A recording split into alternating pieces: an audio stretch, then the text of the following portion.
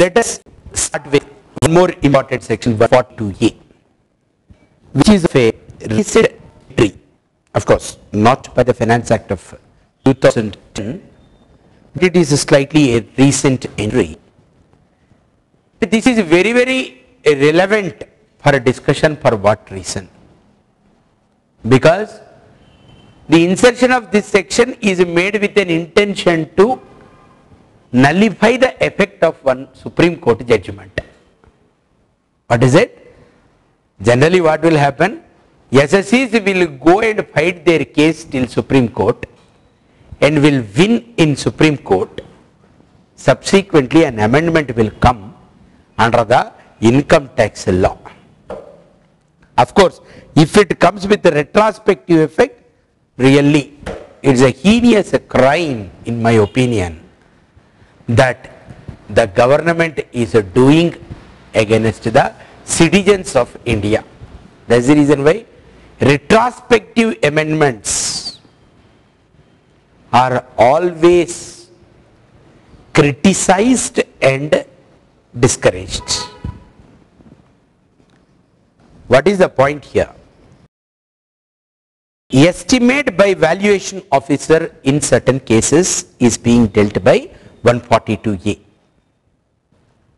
First, listen carefully. That is, reference to the valuation officer we studied in the capital gains topic. In order to calculate the capital gains, sometimes what will happen? You should ignore the actual sale consideration or the sale consideration wherever that in possibility of information is not there. There in some of the sections we studied that under the capital gain is to be calculated as the difference between the fair market value of the asset and the cost of acquisition or the indexed cost of acquisition. A few instances could be, a capital asset is converted into stock in trades. Then what you are asked to do? On the date of conversion, it amounts to transfer and you have to calculate the capital gains. How to calculate the capital gains? Fair market value of that capital asset as on the date of conversion and minus cost of acquisition or the indexed cost of acquisition shall be deemed to be the capital gain amount. Similarly, when asset gets destroyed and insurance claim is received,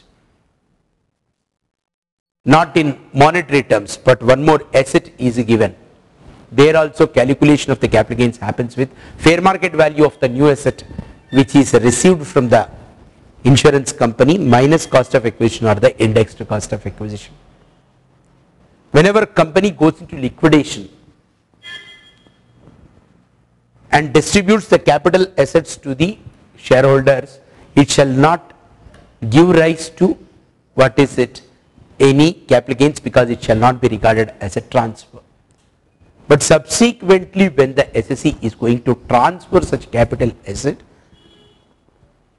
how do you look at what is the cost of acquisition and all? There are many instances where in computation of the capital gains fair market value determination becomes relevant, and if the fair market value which is disclosed by the SSC, the assessing officer is not satisfied with that value, he can always make a reference to the valuation officer. But then that and all is acceptable. But when the regular assessment proceedings are happening, there is some undisclosed assets, then for their valuation, can the matter be referred to the valuation officer? That is, prior to the insertion of 142A, Supreme Court gave a judgment in Srimati Amiya Bala Paul stating that Reference to the valuation officer can be made only for the purpose of computing the capital gains, but not for the purpose of making additions to the income by virtue of section 69 or 69A or 69B. But now with the insertion of section 142A, assessing officer is now empowered to refer the matter to the valuation officer, even to make certain additions to the income by virtue of section 69 or 69A or 69B is a point. So simple issue. What is 142A? 142A now says not only for the purpose of capital gains, even for the purpose of making additions. If there are some undisclosed assets and investments and all, then for their valuation also reference can be made to the valuation officer. Prior to the insertion of 142A, reference to the valuation officer is only permitted for the purpose of computing the capital gains. Write down section 142A, estimate by the valuation officer in certain cases.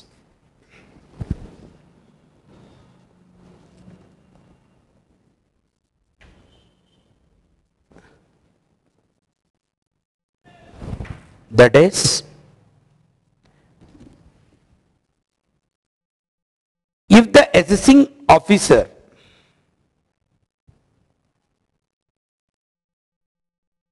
wants to determine the value of assets, wants to determine the value of the assets for the purpose of making additions, it was held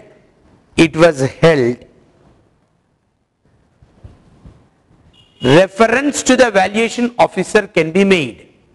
Reference to the valuation officer can be made. Note, prior to the insertion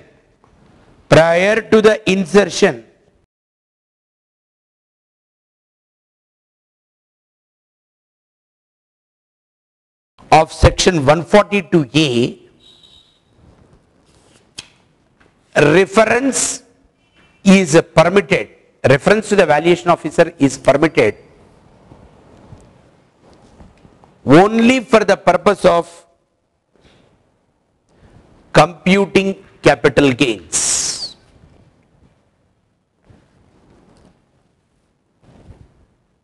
Then one more important thing that you please remember is, need not write,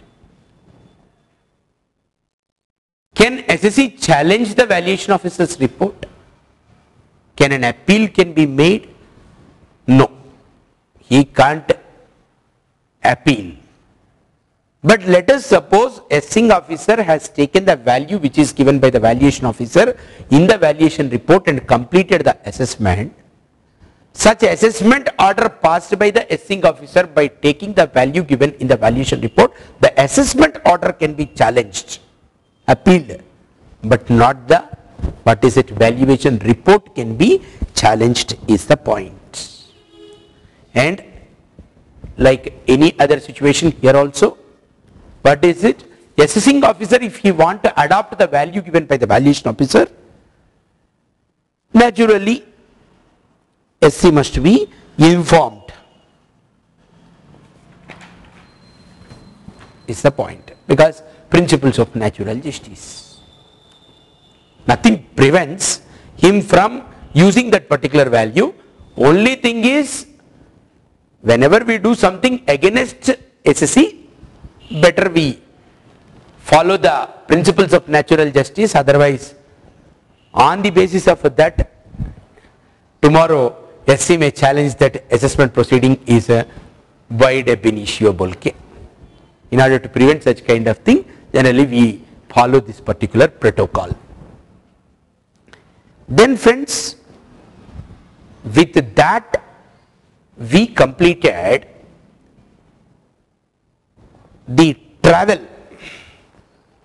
till the door. Of course, we came to the door with 142. 142 क्या है? Inquiry before the assessment. वो door के सामने. Now door से अंदर आ रहे. Door के अंदर क्या है? Assessment proceeding. That could be a regular assessment, best judgment assessment, reassessment, block assessment. ये चार के लिए a detailed discussion we need to make. But by now you are clear. If a assessing officer want to take up the case for 143 regular assessment, notice must be issued under section 143(2).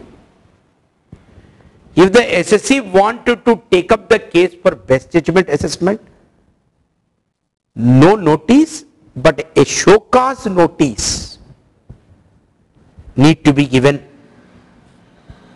Then if the case they want to take up for reassessment under 147, notice must come in section 148.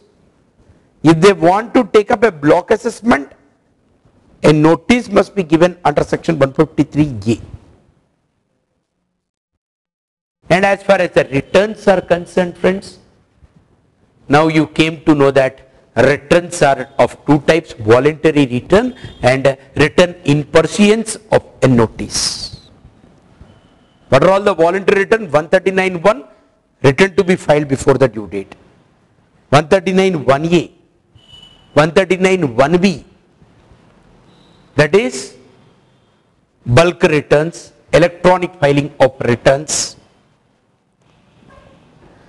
Then 139(3), loss return. 139(4), what is 139(4)?